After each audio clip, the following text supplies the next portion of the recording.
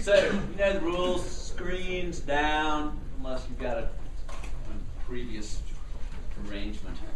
So, without further ado, who's this guy right here, and why does he get to hang out here with us? This is my friend David Lowery. David has been in the music business for quite a long time. It's a fair number of estimate length, isn't it, sir? 27 years? Thought it was 0.7 years for a second. 27 years. His groups, Camper Van Beethoven and Cracker, have been playing tours to zillions of people for years and years and have sold a whole bunch of records. He has owned a studio. He has produced lots of records, including at least one for the Counting Crows, right? It was a super mega hit a few years back. We've worked on projects together. He's been involved in licensing and publishing and all kinds of things. And so what we're doing today is we're going to continue this discussion of production. There's going to be some production discussion moderated by Mr. Tom Lewis, and that David and Tom and I are all going to talk about. But the other reason that he's here is that how many people in his class are taking MBUS 3000 next semester? This fellow is your professor for next semester, and you're the first ones to know about this. All right. So let's have a nice welcome to the MBUS program. And I also have a background in mathematics and quantitative finance. I promise not to do anything too much over your heads next year if you take this class. I understand that most of you are creatives and not finance majors and stuff like that. So it's going to be a little bit like those proverbial physics for poets kind of class or something like that. But I'm going to give you a very good argument really quickly to tell your parents why you're studying the music business, okay? Say this circle represents, I don't know, this is the first thing that man ever made, the stone hand axe that was used 500,000 years ago to chop up the carcasses of animals and stuff like that. Mostly it was stuff. It's almost 100% stuff. And maybe a little tiny sliver of an idea how to make that axe, right? So you skip forward, good 498,000 years or something like that. And you get something like, well, maybe this table here, There's it's wood and, well, we had iron then and stuff like that, We might have brass and some other things. So maybe it's got a little bit more, it's mostly stuff, but it's got a little bigger sliver of an idea and also labor and skill and stuff put into it. Let's skip forward like almost another 2,000 years. You get something like this. It's the iPhone. A lot of the stuff is very expensive, like the moly that they use into it, all these rare earths and stuff like that. But still, even though this is probably, I don't know, what do these retail for if you don't have a plan? It's like $599 or something like that. I would bet that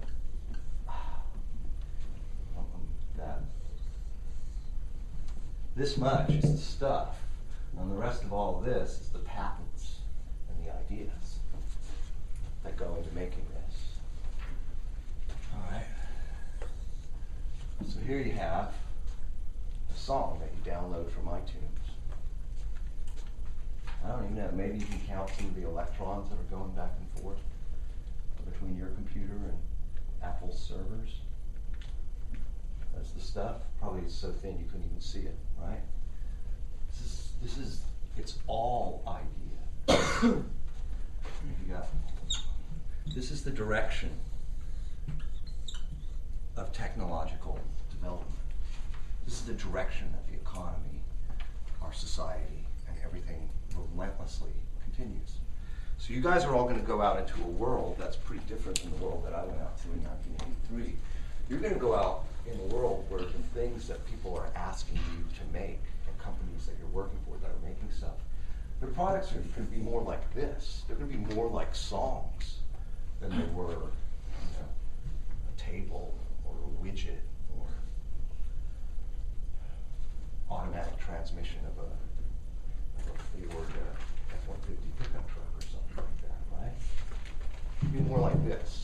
So really, you got to tell your parents that what I'm learning about the music business is I'm learning the information technology, information business, the entertainment business, and the music business all share a lot of characteristics. And there are a lot of things that people have done in the music business that are very, very smart. There's a lot of stupid stuff too. And I think by learning about the music business, you can learn a lot about basically the modern kind of jobs and industries that you're going to walk into hopefully when you leave college and go out into the real world. So that's my class in a nutshell. Tell your parents that, and they'll think you're really smart. Oh, also too, some people might say Google, well, we want to see how Google was so successful. Well, Google's not even 20 years old. We don't really know that that's going to be successful. Whereas like a publishing company like Warner goes back to like the 1840s. That's actually successful. So anyway, think about that. Very good. Awesome. All right, so That's like I forgot this I just want to just start out. David can't run off because David's involved in this too. There's going to be this just a quick rewind, fast forward, rewind thing. That's mean of me. I forgot about John's injury. I've been waiting to do that. I saw the umbrella as my big chance. Oh, yeah. Sorry, John.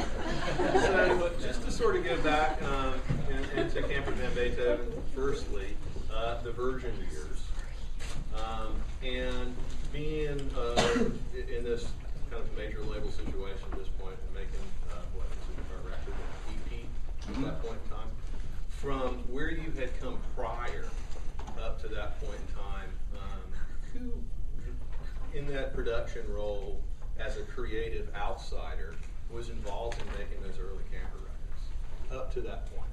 Well, I think a lot of people that really helped create those records were the people that said no to us. Okay, I feel like that's one of the first places you start as an artist, is when people tell you what you're doing is wrong and will never work. We were trying to get on punk rock labels, but we were playing ska and sort of folky stuff, and some country stuff, and some roots, and some psychedelic stuff, and whatever, that type of stuff. And we went to places like SST Records and the punk rock labels, and they're like, "Wow, I like this tape, but it'll never sell, and you'll never do anything with it." So that was the first thing that helped us record a record, was basically having something to prove and having something to say, and to believe that your vision is right. And I think all successful records, if you walk into a studio and you have that, and you're not afraid, and you have this vision that you want to see created, that will get you farther than anything. So I know that's not quite the question, but I can't overstate having your own vision when you walk into the studio is the most important thing. And so people who said no and said you were wrong and said that that's not going to work and stuff like that are a very important part of the equation. So, I mean, were these people that you were working with at the time, or people that you didn't work with? It would be like people. No, these weren't people that I was directly working with. I mean, there were people like Ray Farrell, who was a concert promoter in San Francisco, visionary, early punk rock, indie rock concert promoter, who was kind of helping one of my bands. I had two bands at the time, and I said, "Hey, check out this other thing I'm doing and stuff like that. What do you think about this?" He's like, "Wow."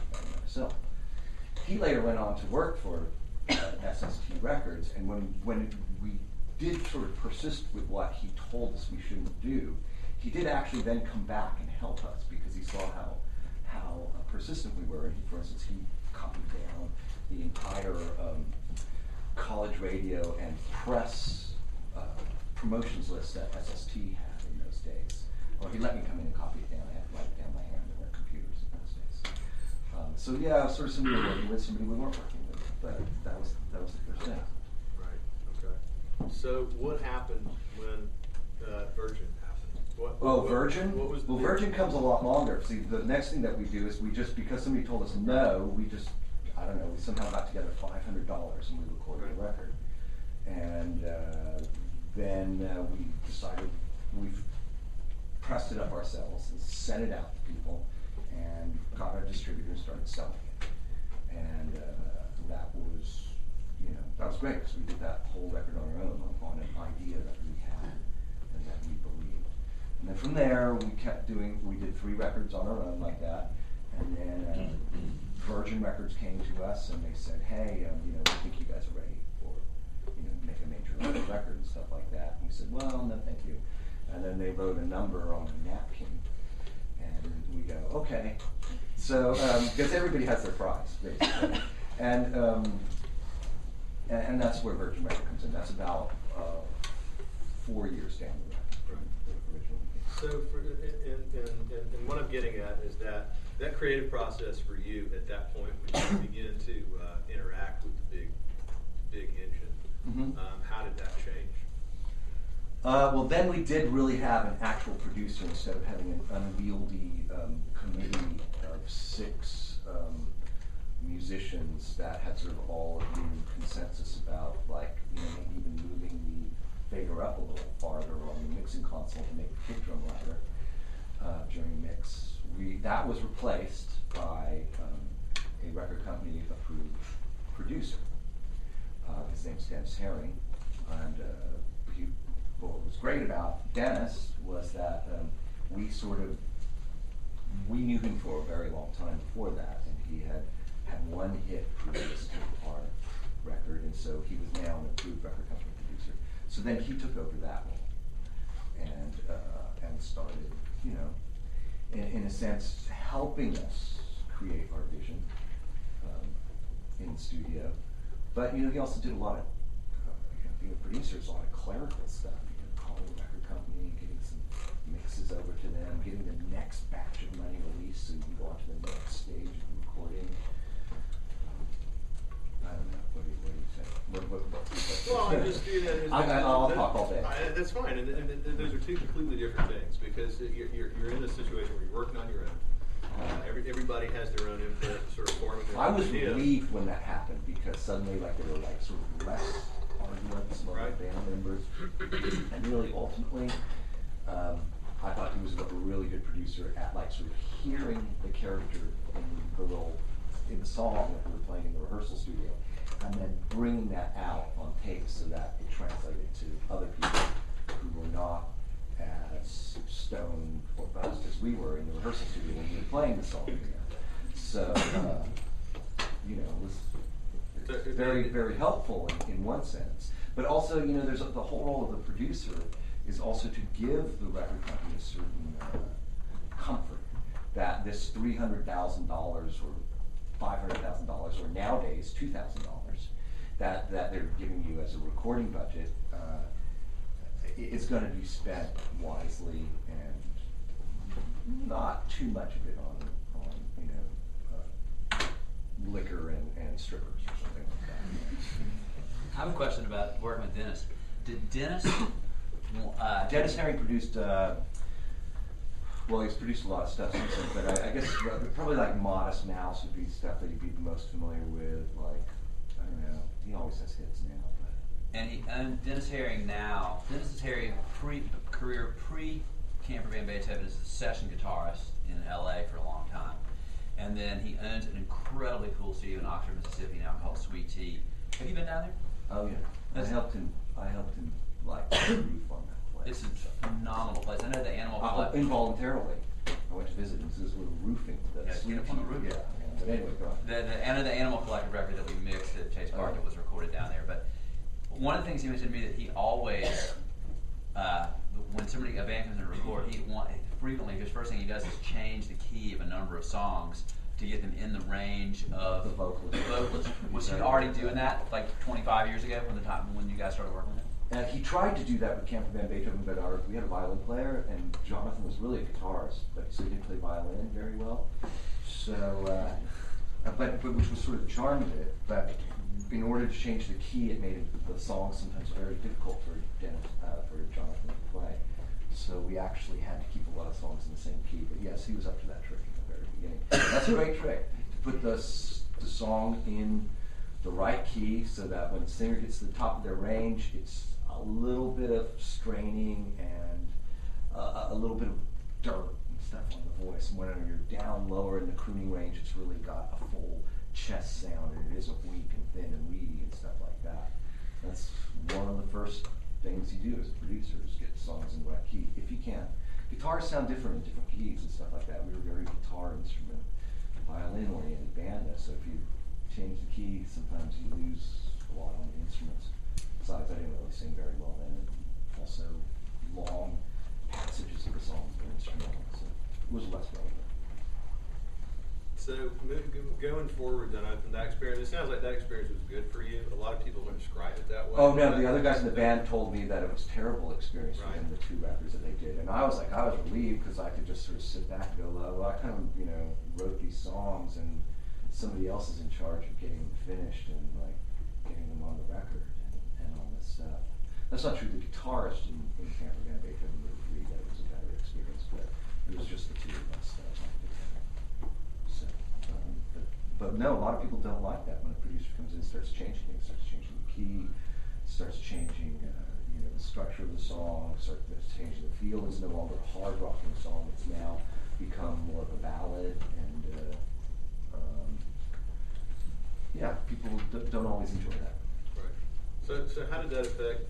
But you don't have to do it as the Smiths, as Morrissey says. You could have said no. Right. Paint a vulgar picture. I think that's a Smith song. It says you could have said no if you wanted to. It's talking about that exactly. Right.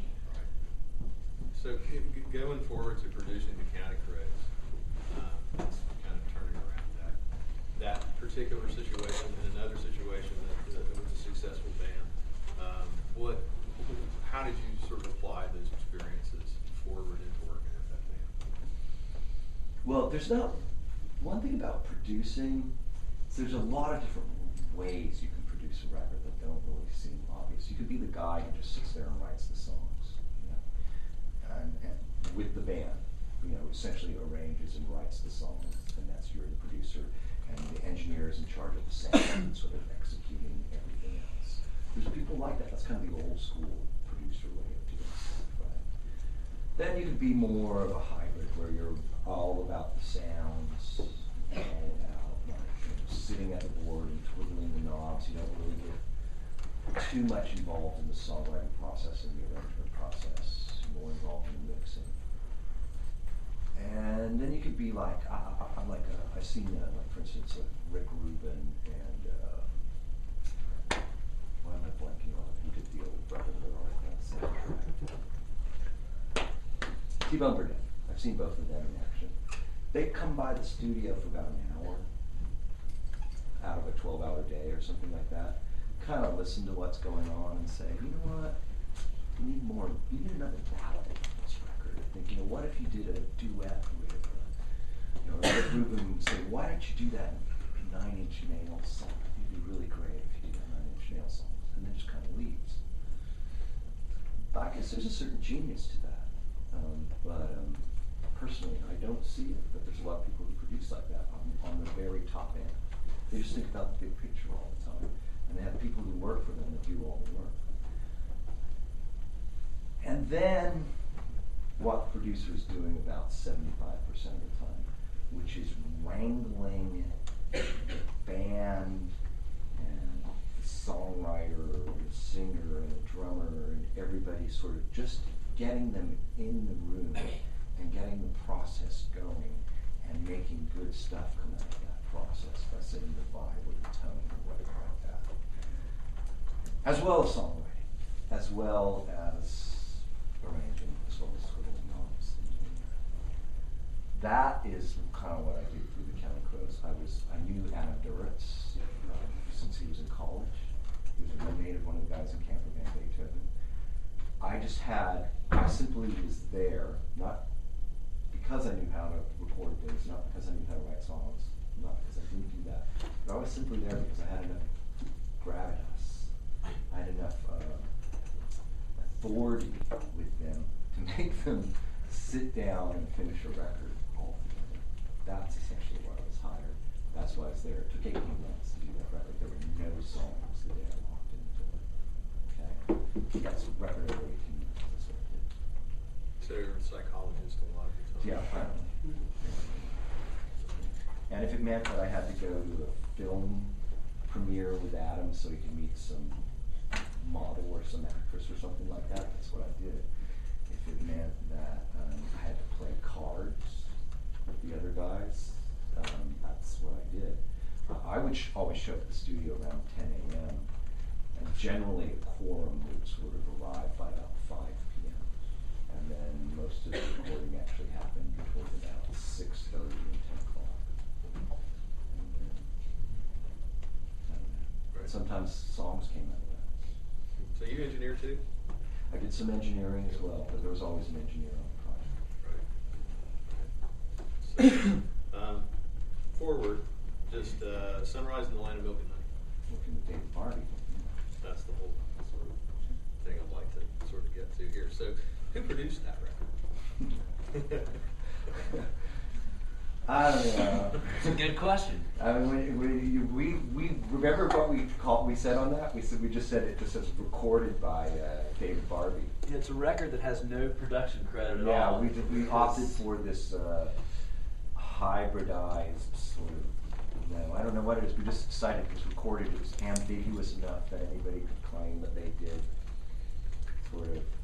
I mean, there were obviously production elements that I did, and but there was all of that psychology and wrangling and all of the heavy lifting David was doing, right? But there was obviously a few production things I did. There was one, the song was a single on the record. We recorded it 4 times, right? Turn on tune on, drop out. Yes. We recorded it 4 times, and the last time was I just did a little quick demo in GarageBand. And I said, I just played it for him, on my laptop, did it really quick, like in 45 minutes or something. I played it for him, and I go, do you think this is better? And David says, yeah, that's better. So when can you get everybody here? We had him there. And Paul the band back in the studio in like 3 days or something. Yeah, we worked on it several different stretches, and there were times where we did things like that, where, okay, we're done. You know, it would be better it's like sending your meal back 3 or 4 times and reading, I really don't want the steak, I really want the lobster instead. So yeah, we had them come back and cut it again. Is this right around when everybody came back, right around New Year's maybe? Yeah, we did this. I think and like January 2nd or something. And we also did a recut of Sunrise, but then decided, song, not entire album, and then decided that the original one was still preferable. Yeah. So production was a team effort, and there's why there's really no production there on the record. But there's no engineering credit either. The idea is that he wasn't just an engineer, so it says recorded by. And you see that actually, we're not the only people who do that, but you see that from time to time. Yeah, I served as engineer producer. David served as artist producer. And there's 3 people that are in the studio there's 2 people that are in the studio all the time for all of it, which was David and myself. The other 3 guys in the band were there at everybody's there when they're tracking, but if Johnny's cutting guitars, Sal and Frank might be out on the town. Drew Vandenberg, who works at the studio and was there probably more than any other person with us. But we were definitely the constants the whole time, and seems like because Johnny was there most of the time. Johnny's there most of the time too, and it seems like there was some everybody else kind of coming in and out as they needed to, or as they wanted to, or having some input about the other people's part. But it was there was definitely a team process at work. So we did this. So we redid Tune On. We redid that based on the demo, because the other versions, my recollection is that they seemed too rocked somehow. They seemed too pushed in the wrong way. Flat-footed. Yeah. I think it was my name. Flat-footed. That's right. Yeah. Not. There was no lilt to it.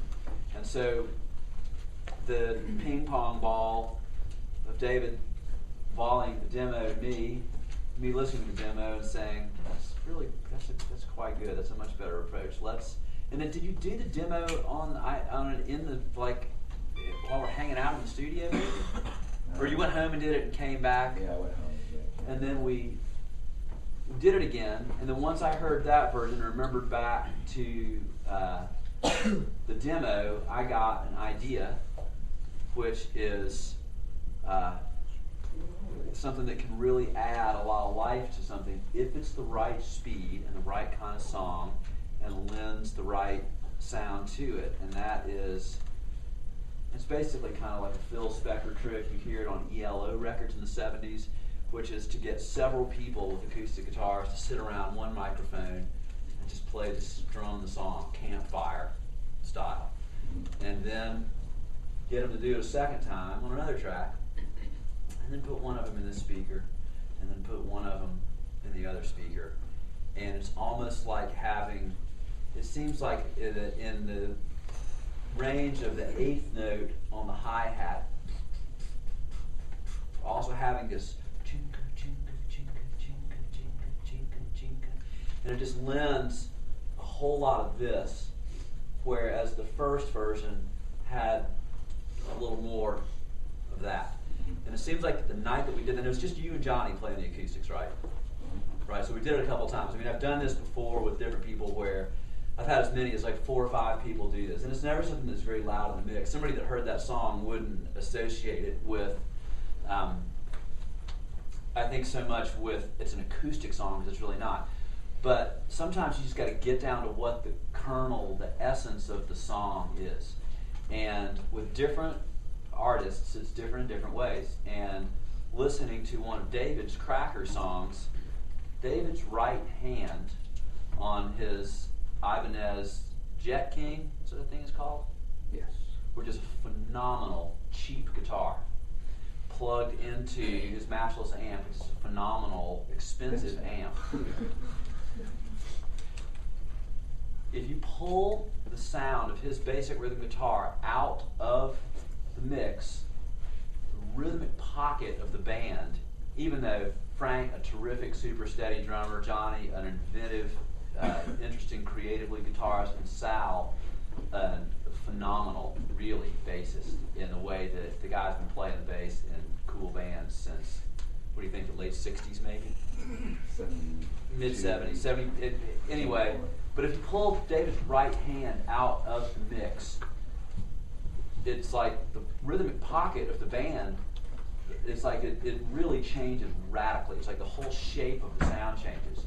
So what spurred the idea about the Phil Spector acoustic guitars to me was, this is the pocket of the band.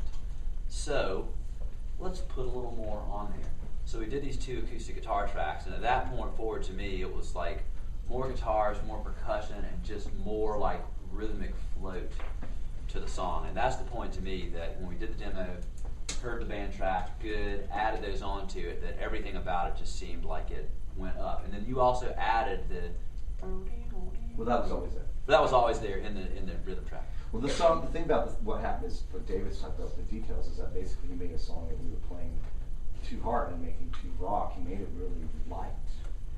And that's what he made it, and then that's sort of why it's the closing song in this next season of Californication. Apparently it's the last 3 minutes of the show. For the years, it got enough of a vibe to it that somebody's like, I can see that to picture, this song was really striking me. And that's the point, is that it didn't just sit in with the pack of songs. It just didn't sound like another song. It just then, David drew something out that gave it a very, it was in the character of the song, but he drew it out and made it much more extreme. So, and that's what, sometimes you're sitting there going, oh yeah, so he turned up the acoustic guitar, he added some acoustic guitars to the song. But you don't understand, it's like sometimes a little thing like that makes a song a totally different song than you think it is. But I think it's the point, you have to be listening for the song. It's such a balance between technology and the engineering side, but you can't lose sight of the song. You can't get so wrapped up in what the snare drum sounds like that you forget that there's a song attached to it. It's just such a balance for it, and it's like all the elements, the sonic, the engineering element, the production element works together. And talking about the concept of Dennis Herring working with a young band and changing the keys and being in charge and wrangling things together, or on the opposite extreme, Steve Albini, who refuses to offer an opinion, by his own description, to any band he ever records, that his job is simply to hit play and set up the microphones and hit play and record, and he refuses to offer any opinion. And for different artists, it's different things. With an artist like Cracker, because they're experienced and they know what they're doing, it's a different thing for me of taking what you guys bring and trying to hear what it is. And there's sometimes you're just like, you know what, they got it, that is great. There's other times where you realize it needs to be shifted somehow. And as a producer, you can't be bashful with even the most experienced artists to throw your ideas out there. And I've worked in the studio with producers who have some idea, and if their idea gets refused by the artist, it like totally like crushes the vibe. Like they can't take it when their idea doesn't get used. But that's part of the job, is that your idea is your opinion, but it doesn't have to be the final word. If the producer, there are sometimes I'm working with an artist where I know that if somebody who's very young, they're inexperienced, and I'm sure you've had this experience working with young bands and Sound of Music, that there's sometimes you have to tell somebody, trust me, try it this way. I swear, you do not need a China cymbal in the middle of your song. Does anyone here not know what a China cymbal is? It's the thing that when you go, for real? Yeah, no idea. Okay, when you go see a band, it's the one that looks kind of upside down. And when they hit it, it's way too loud. And the type of drummer that hits the China cymbal, that has one, not only do they hit it, there seems to be the kind of thing that if you buy it, it must cost a lot of money, because your desire is to hit it as frequently as possible, I guess, to get your money's worth of wax out of the thing. Unfortunately, the sound it makes, which is incredibly intrusive. And if somebody's got a China cymbal on their drum set, there's several ways you can go about it. You can tell somebody, if it's an experienced artist, you just have to ask them, what do you use the China for? And sometimes it'll be somebody who's an experienced drummer who will say, trust me, I've got a great idea with this. And you listen to it, and they do have a great idea with this. Other times, you have to wrangle somebody. I mean, I had a kid in a band I recorded one time who was about 17, mentioned that he was thinking about getting a double kick pedal. And he could barely manipulate one, much less two. And I said, I don't know, I think it's a pretty good idea at this point. And he said, well, why not? And I thought about it. He was in a band with some kids that I coached in Little League, and they're all like about 17 or 18 now. And I thought about it and said, well, do you want the polite answer, or do you want the truth? Because I knew I had to make my point, and was hoping, as I got, that he asked me for the truth. And I said, this thing's for losers. And it was not necessarily always the case, but in this particular instance case, he needed to hear in a language that he understood. Don't put your hand on a hot stove. Don't use that in your music. There's like this light pop music, and the guy wants to get a double kick pedal so he can go in the middle of it. And the same thing with China cymbal. I've had an experience with a band where this guy, flat foot, pork chop brain, and has this that thing is, so I knew there's no way to tell him. This kid that I said this thing to about the double kick pedal was smart. He just was inexperienced and just didn't know better, and just needed somebody just to tell him the deal. The experienced drummer that had the thing, that had a great idea, was like, this guy really knows what he's doing. I think I should maybe lay back and find out what his idea is here and see what it is. And sure enough, in the case of that guy, he had an incredibly cool way to use the thing. He hit it like twice in a song, and it punctuated the vocals. Once I heard the lyrics of the song, I was like, man, never would have thought of that. Great idea. Teamwork, production. In the case of the other guy, there's only one way to do it. So I recorded his drums. Hey, come in and have a listen. Sit down. He comes and sits down and listens and says, I go, what do you think? Well, man, the drums sound great. The China's kind of loud. I was like, yeah, it sure is. Can you turn it down? No. I mean, I'd like to. I mean, if you want me to, but I can't because there's no microphone directly on. It's just all the mics pick it up, the nature of those things, which is the truth, right? It's a sound that if you brush against the thing, it's an explosion of noise. That it's like a storm that like wipes out, forests. And so, but this guy was neither. This is a session. Not actually exaggerating, but yeah, this is a session that I was zinged on by my former studio partner Andy Baker.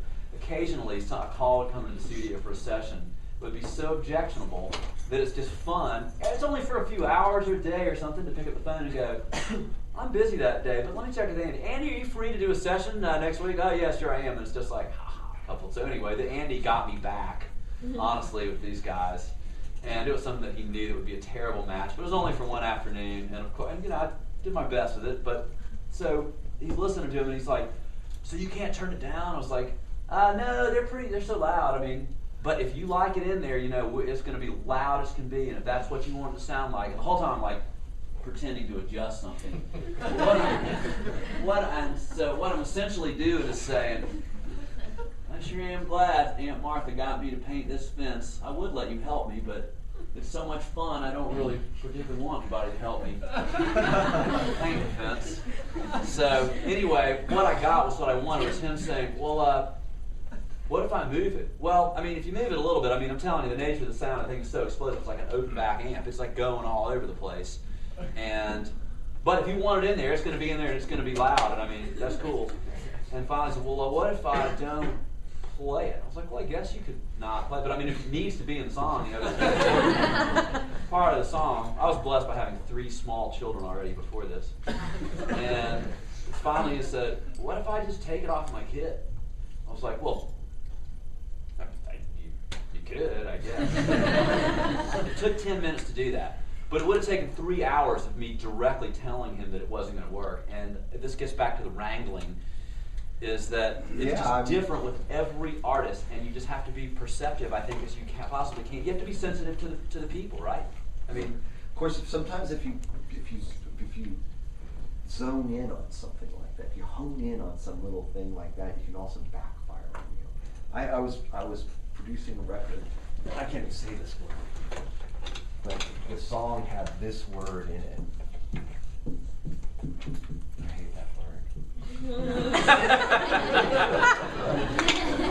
So you can't use it in a sentence. You can't say. There's 3 words that you can't use in gypsy. I'll say that one though. It was a far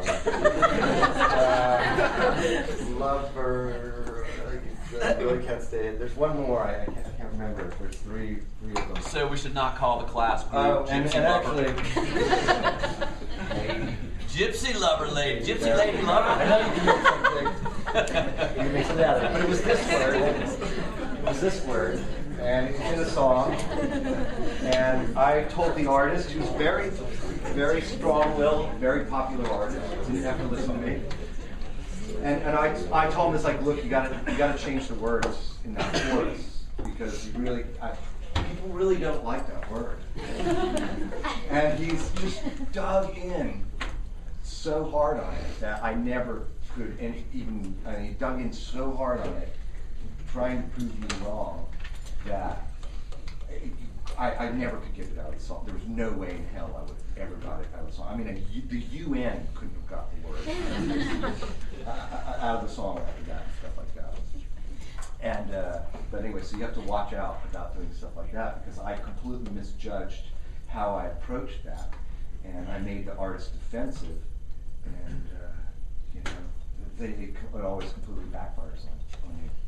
It's so much about the vibe. Especially if the artist does have a vision, they'll even adopt a false vision if somehow they're threatened by it. I've never heard that phrase before about a false vision, but it's very true. I've worked with bands plenty of times where frequently you'll realize the person will not ask for their part to be turned up.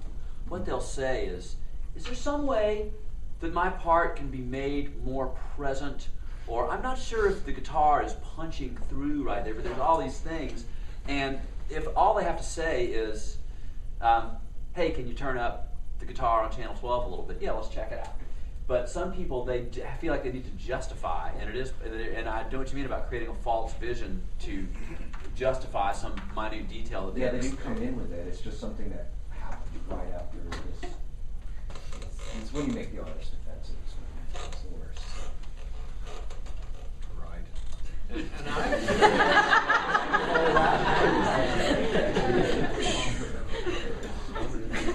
And so, yeah, and then the other thing too, I just where you're going with that, and if I can use you as an example, because I think you're a really excellent example of this.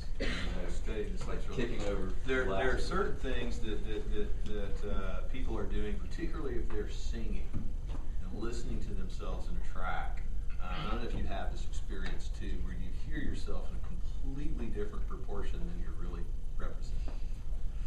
And the experience I've had with David a number of times, and I know David likes his voice to be way down in there. Not way down.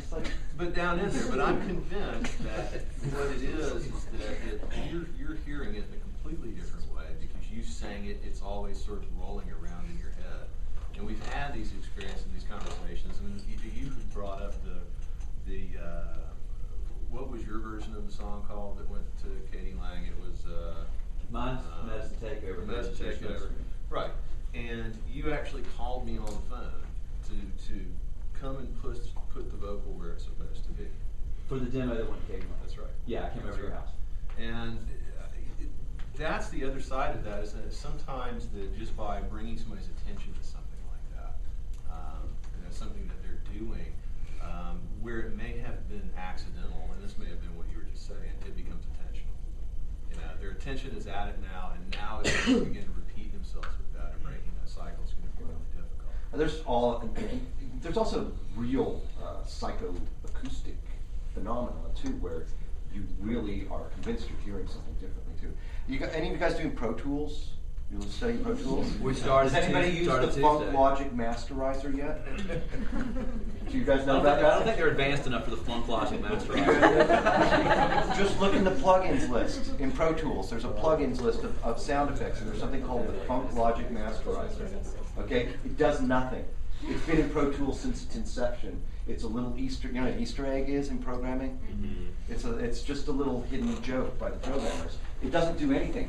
However, an excellent use of the Funk Logic Masterizer is when your record company executive has come into the studio to listen to the mixes, and they previously loved the mix, but maybe they went someplace else, played it for somebody, and something is wrong now with the mix, and they come back in and they've got some ideas like, well, maybe if the vocal was just a little crisper, if it just sat on top, or they play you something else, stuff like that, and you're like, oh, I totally know what you need. And in the old days, we could have like a broken Ashley, which is a kind of compressor or something like that. We'd have a broken Ashley, and I would run the SMPTE, SMPTE is a time code that you put on the tape so that you could make two tape machines play together, so that you could go from 24 tracks to 46 actually, but you could use two tape machines together. I would run the SMPTE into the Ashley compressor, this old broken one we had, so at least the lights were flickering in some sort of pattern that looked like music was going into it. It's like, oh, I know what to do for the vocal. Let's use this old Ashley compressor on it, and I'd patch it in, and I'd get it all going and stuff like that. And I might change something. I might play the mix through different speakers. Like, oh yeah, let's listen to the other speakers too, something like that, or have them sit in a different place or whatever. And we'd print a whole new mix to tape and all that stuff, and put it in a box and everything like that. And then at the last minute, I would just put the old mix back in the tape when I wasn't looking and stuff, and then just send them on their way.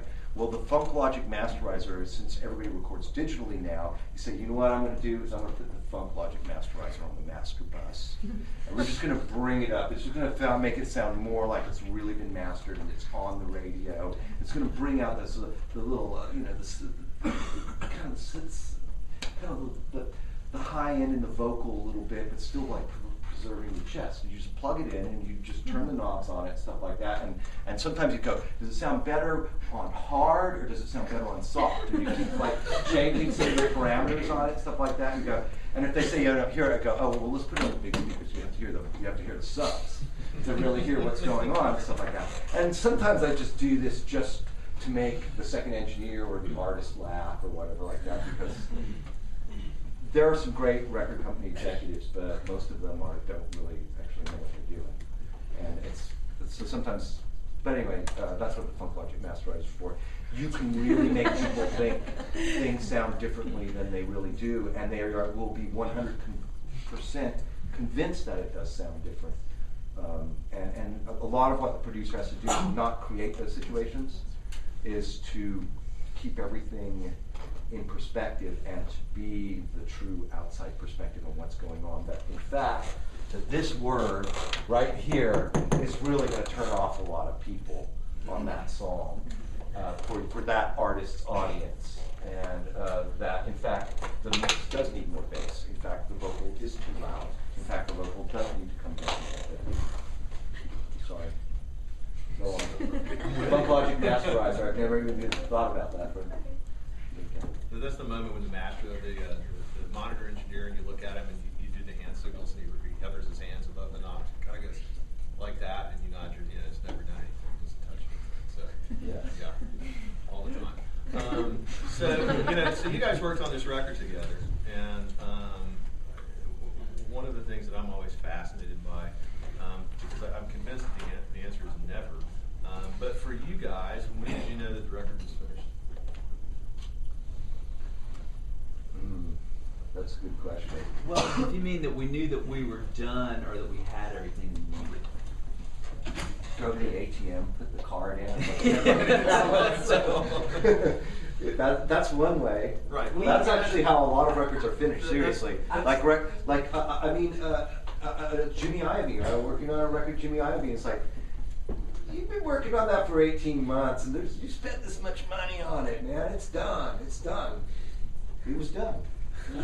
There definitely comes a time where, I mean, I think it's kind of both ways. Is that there's, of course, I haven't said what both of the ways are, but there's when you know that you're done, that last mix finished. All right, we just finished this Truckers record. Just went up to Sterling, did it with Calby, listened to the mixes, left built time in at the end of it to tweak, adjust, redo, finish the record. Seems like I might have come back to Athens and done one more, listened to it in context, sent it to Greg, he sent the master back and forth, and it's just like I knew at that point it's like, done, got it, finished. With Sunrise, I think that it was a point, it seems to me that the mixing of it, and even sending off to master, that there wasn't like a lot of doubt about what we were doing. That we were over the hump and knowing that we had what we needed, I think pretty much by the time we even entered the mixing phase, because we had the most stressful point, I think, was the conversation about the retracking of Sunrise with the rhythm section. Do you remember this? Mm-hmm. And it's you said that with like from someone remembering like a really distasteful meal they had. That well, no. Yeah, it was fun. But the other guys in Cracker are not 20 and wake up every day and just think, I wonder what I'm going to do today. I don't know. Everybody's an adult. Everybody's got a life. They've got plans. They got things they do. Well, if you're going to recut the basic track, the one thing for a rock band that you have to absolutely have present is the drummer. And Frank had made some other kind of plans, maybe. So, not only was he sure he was done, because we had been working through these tracks. Yep, we're done the drums. Yep, bass, guitars, all these overdubs. It did not become apparent to us that we had a question about the basic track of one of the songs until we were cutting the vocals. And there was something for you that I recall about singing it that we just couldn't get it to sit right. It never felt right to do it. And there was a question about whether or not the basic rhythm track felt right, the drums and the bass, if it felt right or not. And it wasn't an automatic, this is wrong, we need to do it again because this other way is going to be better. And it wasn't, this is right, this is perfect, there's no need to do it again, all we need to do is turn the rack tom down. It was, I'm not sure if this is really right. Now, we talked about this a little bit with Patterson, whereas when it's not, that's the case, if what you're trying to do, I think, is to make a great record and you're not worried about this is going to take another 4 hours. This is going to push the record back. Sometimes you have to remind yourself, or remind the artist, I think, too, that even if you have to push your rush to stardom back by 2 weeks, once that thing is mixed, mastered, manufactured, played on the radio, ripped onto people's iPods, it's done and it's out there forever. And the level of the song, unless you remix it or something, but as a rule, unless you do that, in most cases, the level of the trumpet on Penny Lane is never ever going to change. It's done. So, if you have a doubt about it, just like, before any of you get married, the nice person that marries you is going to pull you and your potential spouse aside privately and say, is there any doubt in your mind? Because if there is, now is the time to talk about these things, because a few minutes from now, we've done it. Same thing with committing to finishing your record. So we had this conversation about the fact that we need to do this, and it seems like that you and Johnny and I had the conversation first, because we knew that Frank, the drummer, already had other plans, and in his mind, he was done. He was coming back down to Athens to hang out at studio to be part of the project, and to get Drew to drive him to Target to go buy his nephew's Christmas present and check back in, make sure it's still sounding good, but he's done. All the work now is for David and Johnny to put guitars and vocals, and for me to work on the production end, and for us to get, but he's psychologically finished. And now, a month or something, or several weeks after psychologically being finished, we call everybody in the room and say, we want to recut Sunrise, and there was a couple of others, right? Do you remember? Yeah, Turn On Tune and Hey Brett. And we kept the Turn On Tune and we kept the Hey Brett, and we usually end up using the original Sunrise, correct? Yes. And those 3 songs are like maybe my favorite 3 on the record. There's no doubt in my mind that we picked the right tracks. At the time that we decided to redo Sunrise, I was convinced that it needed to be redone. There's another song with you in there somewhere, but we never. It's all right. Right. Whatever came up, it was fine. Yeah. But that's one of the points where the little small thing that you're hearing apparently doesn't really make a difference. But right. We never really know, because we didn't really. We'll never figure out what the dust speck was, but so it's that once we got over that hump, which was this conversation and this great resistance, and the great resistance was a combination of, well, you said it was fine all along, and at that point, if you're the producer, you have to be willing to stick to your guns about it. If you know, even if you know that if all you know is that you're not sure, you have to be able to stick with it. When the drummer says, well, you said that we were done, you said that we're finished, you totally reserve the right. It's not like you've signed a piece of paper with the bank. You said our interest rate was this. It's not like that. You're well within your rights to say, I know I said you were right, and the reason I said I thought that you were done is because I thought you were done. But now that I've listened to it more, I think you're not.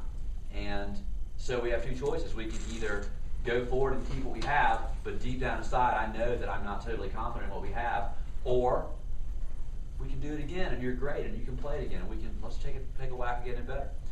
But he was also resistant because he had the false vision began to move in because he had these other plans, and the timing of us doing it is all this has happened right moving on Christmas and New Year's, right?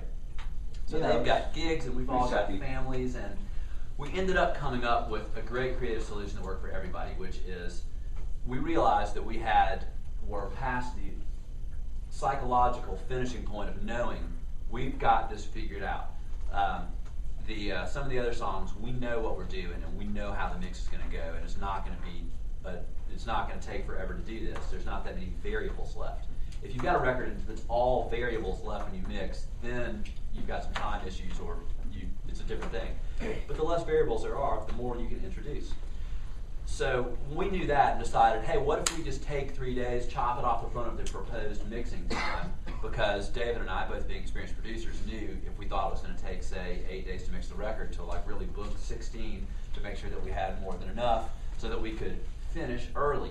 And even though we're not really finishing early according to what we know, but just according to the rest of the world, by giving ourselves more time than we need. Of course, then we probably used all the time we had. I don't think so. Yeah, I think we finished early anyway. Yeah, I think we finished early. Yeah, all right, great. But I think once we got past that, came back in and tracked, and by the time we came back to track, Frank not only was willing to come back and track, but I think he had bought into the fact that you don't think what I did is good enough? Fine, I'm going to show you. And came back and it played great. And the redo track was great. The original one just turned out to be better. And the other two songs we redid were fantastic. Yeah. So to me at that point, that's when I knew that we're done, at least home stretch, because there wasn't so many variables. And I felt by that point that I had earned the trust of everybody in the band, where even if we did a mix and somebody wasn't happy with it, that they were going to be able to tell me directly. Me and David, that was never a problem, but I didn't know the other guys in the band quite as well to begin with, so they're very experienced, so for them to feel like they can communicate directly with me, that I think this should be louder, this should be quieter, this should be panned over here, this just doesn't feel right, what can we do about this? That once you know you can have those conversations, then I think you're on the home stretch. To me at that point, I knew we were going to get done. The moment I knew we were done is when you send it off to the mastering guy and nobody calls me. Yeah. Long answer. Very long answer, short question. There's very little time left. Does anyone have any questions? They can ask either one of these guys about any of this stuff. Wow. How did that song end up with that word in it? Because he didn't change his mind. Yeah, he wouldn't change his mind. He dug in, and it was part of the course, and phrasing it with Morse and stuff. So I gave him a bunch of alternates and other ways to just sort of tell the story, and he just wouldn't do it. Don't know. The problem was that I said it to him in a way that I basically told him it sucked. In not so many words, without meaning to, and therefore it was going to be wrong. There's no way I was going to talk about it. Would you like same artist, same situation? Do you think if like knowing what you know now, that you could make your case and successfully with a different approach? Yeah, the one problem with it was also I had a lot of invested in it because there were no words to it. It was just music, and it was actually really cool music. And then when the words came in, I'm like, oh, no, you're not putting that shit here on this. Not what we just did. Not on this nice, clean little slate. You can't put that on here. But it was a power struggle. You make it a power struggle. It's a whole different thing producing like a band that is making their first record. This is on a small indie label or do it themselves, and dealing with like a multi-million-dollar budget with like people like Jimmy Iovine, who's just gone and met like 50 Cent or something like that. He's wearing a tracksuit and it's just and gold jewelry and shit. It's just a whole other level. It's like, Maybe one day you'll get to that level where you get the tracks. There is one more thing about the making of Sunrise that I want to talk about, which is how you act in the studio when you know that you have made an unrecoverable mistake. And it was the first time in my entire career that I ever made this particular mistake. And it's a bad one. What it was a failure to hit the record button when I needed to. And the way it happened is, what I usually do is I'm making the record on tape, but I have the computer rolling at all times, both as multi-tracks. The reason I'm doing that is because what we're going to wind up with most records nowadays is we're going to record the band on tape. Then we're going to play the tape back into the computer, so we have the tape sound, but we have the power of the computer and the convenience of using hard drives. But the reason I leave both rolling when the band is tracking is tape is expensive, and at the end of it, you need to rewind it, put on a new reel. It takes time, and if somebody's in the middle of doing something, it's great to have the computer just rolling, so that if they're just jamming, you might get something great out of it. There have been instances where I've been recording a band and we get a little bit of something they're jamming on, do a little editing, and we've got a song that's on their album. And in the case of Cracker, they were recording a pretty lengthy version of My New Hat. Something like that, yeah. Which was super cool and did not make it on the record. What we wound up with was about a 10-minute recording of the 14-minute version. And what I usually do, band goes into play, and as soon as it looks like they're actually playing, reach over, F12, which is record play. F12, it's rolling, and then I've got my hands over here on the auto locator for the tape machine, because when I think they're really going to do something, I don't want to roll the tape too early in the process, because if I do, we could run out of tape at the wrong spot. So I've got this rolling as my constant thing, capturing everything that goes on in the studio. Drive space is cheap, and I'm going to hit this when they're ready to say, I think we got it. Want to record one? Sure, I'm going. So I was in the control room. It was just me and Drew, and the band was out in the room tracking, and they just started kind of working this thing up. And when I reached over to hit the computer to hit F12, I hit something else, have the which you'll all discover in the wonderful world of Pro Tools, where you graze the wrong button. The button I grazed popped an incoming email up on my computer screen. And it was an email from the person that has the capability to drive me crazier than any person in the world. And that person is my only sibling. It's my sister. My sister and I are diametrically opposed on many things. She's my sister, and I love her. She's a wonderful person. But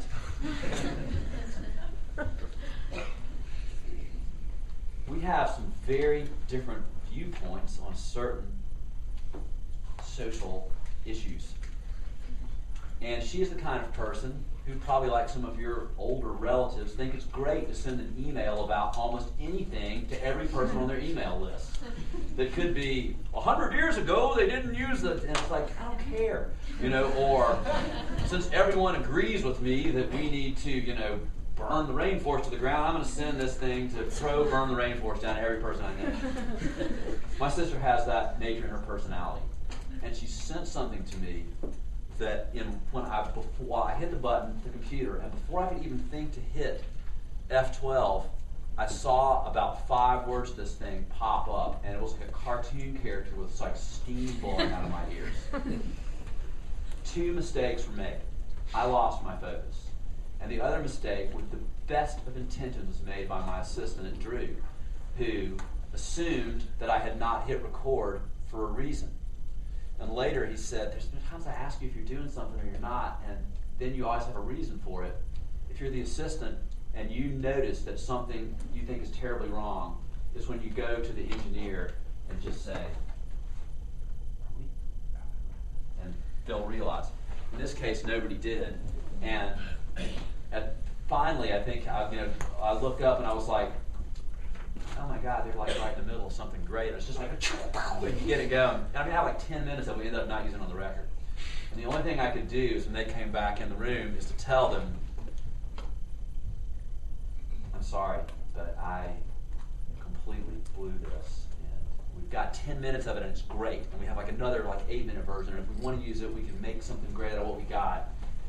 But if we're going to use it, we need you guys to play like a click, click, click, click. That's a lot faster than the song has to get it, but we're running out of time. Beginning of the song, we can put it together. And they are understanding and forgiving, and if we didn't use it, and when it's a big hit one day, we'll all know it happened. But when it happens, and we're out of time, and we'll see you tomorrow night, I hope. Thank you. That's all you have something to say?